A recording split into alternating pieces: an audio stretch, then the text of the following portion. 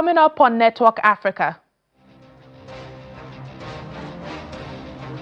dozens of soldiers killed in Burkina Faso after militant group attack on Dargo military base. Togo confirms over 60 people killed this year in Al-Qaeda-linked attacks. Plus,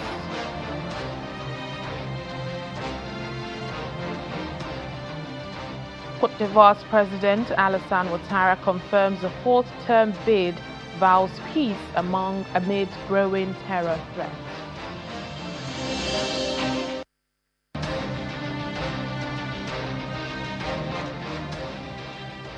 Hello and welcome to the program today. I'm Layo Olarinde. At least 50 soldiers have been killed in Burkina Faso following a deadly assault on a military base in Dargo in the northern region of the country. Local sources say about 100 militants stormed the base on Monday, killing the troops before looting and setting it ablaze. The armed group JNIM is suspected of carrying out the attack. They have been behind many recent deadly operations across West Africa.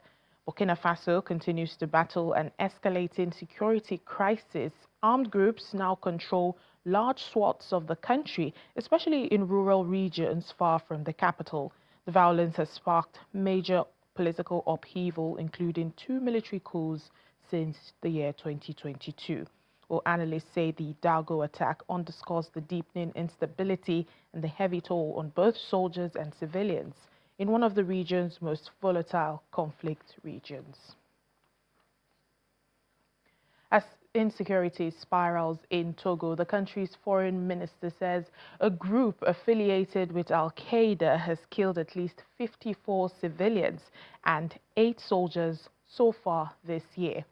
Robert Ducey said there have been 15 incidents in northern Togo, which borders Burkina Faso, perpetrated by the insurgent group JNIM. Togo has seen a rise in jihadist activity in recent years as groups linked to the Islamic State and Al-Qaeda spread from the West African Sahel region. The surge comes at a time when regional governments in Burkina Faso, Mali and Niger have moved away from their traditional Western allies. Or following a wave of coups, the 3 Sahel nations have turned to Russia for military assistance. Here in Nigeria, in the aftermath of the brutal attack on Bindu Jebu, a community in Riyom local government area of Plateau State, hundreds of survivors, mostly women, children and the elderly, have taken refuge in a makeshift internally displaced persons camp. Well, many of them are still grappling with the trauma of the attack, living in an overcrowded hall with little or nothing to eat. This is all that is left of Bindi Jebu, a once quiet community shattered by violence. On July the 15th, gunmen stormed the village in the dead of night, killing 17 people, wounding many, and leaving destruction in their wake. The dead have since been laid to rest in a mass grave, while the pain lingers for survivors.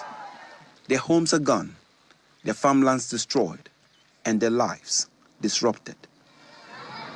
At this internally displaced persons camp, hundreds have found temporary shelter.